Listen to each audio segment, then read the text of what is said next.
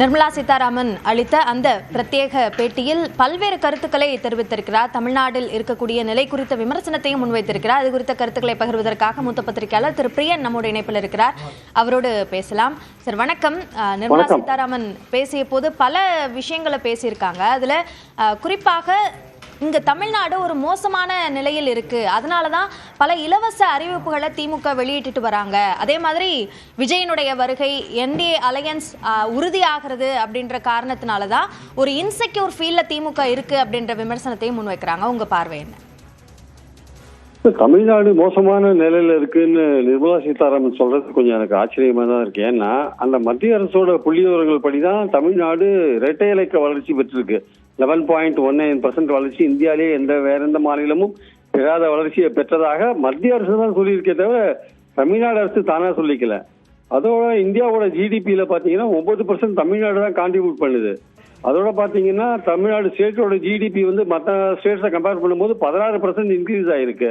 இதெல்லாம் மத்தியில நிதியமைச்சராக இருக்கிற நிர்மலா சீதாராமன் அவர்களுக்கு தெரியும்னு நினைக்கிறேன். அவங்க அதையும் தாண்டி தமிழ்நாடு ரொம்ப மோசமான நிலைமையில இருக்குன்னு எப்படி சொல்றாங்கன்னு அதை அவங்க தான் விளக்கணும் ஆக்சுவலா. ரெண்டாவது அவங்க வேறு பல விஷயங்கள்லாம் முக்கியமான விஷயங்கள்லாம் பேசுறாங்க. அதாவது திமுக பிரிவினைவாதம் பேசுகிறதுன்னு சொல்றாங்க. பிரிவினைவாதம் பேசுறது வேற, பிளவுவாதம் பேசுறது வேற. பிரிவினைவாதம் திமுக பிரிவினையை என்னைக்கோ கைவிட்டுட்டாங்க. திராவிட நாடு கேட்கிற விஷயத்தை 1963-62 சீன போரின் போது அவங்க கைவிட்டுட்டாங்க. அதுக்கப்புறம் அவங்க மாநில சுயாட்சியை தான் வற்புறுத்திட்டு இருக்காங்க. அதே மாதிரி அவங்க சொல்றாங்க ஸ்டாலின் அவர்கள் ஆரிய திராவிட போர், தேர்தல ஆரிய திராவிட போர் அப்படின்னு சொல்றாங்க.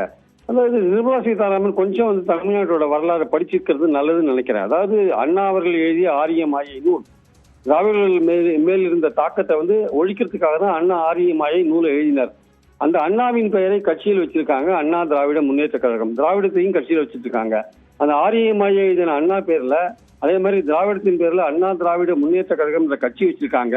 அந்த கட்சியில இன்னும் இந்த திராவிடத்தோட எச்சம் மிச்சம் சொச்சம்லாம் அதுல இருக்கிறத நம்ம பாக்குறோம். அந்த கட்சியோட நீங்க கூட்டணி வச்சுட்டு நீங்க இவர் ஸ்டாலின் அவர்களை பார்த்து ஆரிய திராவிட போர் அப்படின்னு அவர் சொன்னதை விமர்சிக்கிறது எந்த விதத்துல சரின்னு எனக்கு தெரியல. ரெண்டாவது விஜய் வந்ததுனாலேயே திமுகவுக்கு பயம் வந்ததுன்னா விஜய் ஆக்சுவலா அதிமுகவை பத்தி என்ன நினைக்கிறாருன்ற பாயிண்ட்ல பாருங்க. ஊழல் சக்தியான அதிமுகன்னு சொல்றாரு. எங்களுக்கும் திமுகவுக்கு தான் போட்டி, களத்துல பாஜகவும் அதிமுகவும் இல்லைன்னு சொல்றாரு. சோ அந்த மாதிரி சூழல் இருக்கும்போது நீங்க கூட்டணி வச்சிருக்கிற உங்க கூட்டணியோட நிலைமையை பாருங்க. உங்க கூட்டணிக்குள்ள இருக்கிற தேசிய முன்னணி ஆட்சியா அதிமுக ஆட்சியான்னு போன்ற பல சர்ச்சைகள் அங்க ஓடிட்டு இருக்கிறத பாக்குறோம். காங்கிரஸுக்கு செல்வாக்கு இருக்கா இல்லையா நீங்க கேட்கிற ஒரு விஷயம் கரெக்ட். காங்கிரஸ் பதவி எழுதி கிட்டத்தட்ட 50 வருஷத்துக்கு மேல ஆறுது தமிழ்நாட்டுல. செல்வாக்கு பெறலன்றது உண்மை. ஆனால் காங்கிரஸுக்கு இங்க 9 எம்பிக்களும் 18 எம்எல்ஏக்களும் இருக்கிற ஒரு விஷயத்தை நீங்க மறந்துட்டீங்களே. நீங்க அவர்கள் இருக்கிற கூட்டணி அனைத்து மக்களையும் கவர்ற ஒரு விஷயமா இருக்கு. அதாவது பிளவுவாதத்தை தாண்டி ஒரு ஓட்டை கவர்ற ஒரு விஷயம் காங்கிரஸ் இருக்கிறத நம்ம பாக்குறோம். நம்ம அப்போ நீங்க செய்கிற பிளவுவாதம் அல்லது நீங்க வைக்கிற அந்த ஓர்மை, நீங்க வைக்கிறது ஒற்றுமை கிடையாது, ஓர்மை. அதாவது யூனிட்டி கிடையாது, யூனிஃபார்மிட்டி நீங்க வைக்கிறீங்க. அதற்கு எதிராக தமிழ்நாட்டு மக்கள் இருக்காங்க. சமீபத்தில் சி ஓட்டர்ஸ் கருத்து கணிப்புல பாராளுமன்ற தேர்தல் யாருக்கு ஓட்டு போடுவீங்கன்னு கேட்கறாங்க. 45% மக்கள் இந்தியா கூட்டணிக்கு தான் ஓட்டு போடுவாங்க. அப்போ தமிழ்நாட்டோட மக்கள் எண்ணம் என்னவா இருக்கு? பாஜக அணிக்கு எதிராகத்தான மக்கள் எண்ணம் இருக்கு. அதனால பாஜக தனது கட்சியை வளர்க்கறதுக்கு முயற்சி பண்ணுமே தவிர இந்த மாதிரியான திரிபுவாதங்கள்ல ஈடுபடுறது சரியில்லை என்பது என்னுடைய கருத்து. நன்றி திரு பிரியன், இணைப்பில் கருத்துக்களை பகிர்ந்து கொண்டமைக்கு.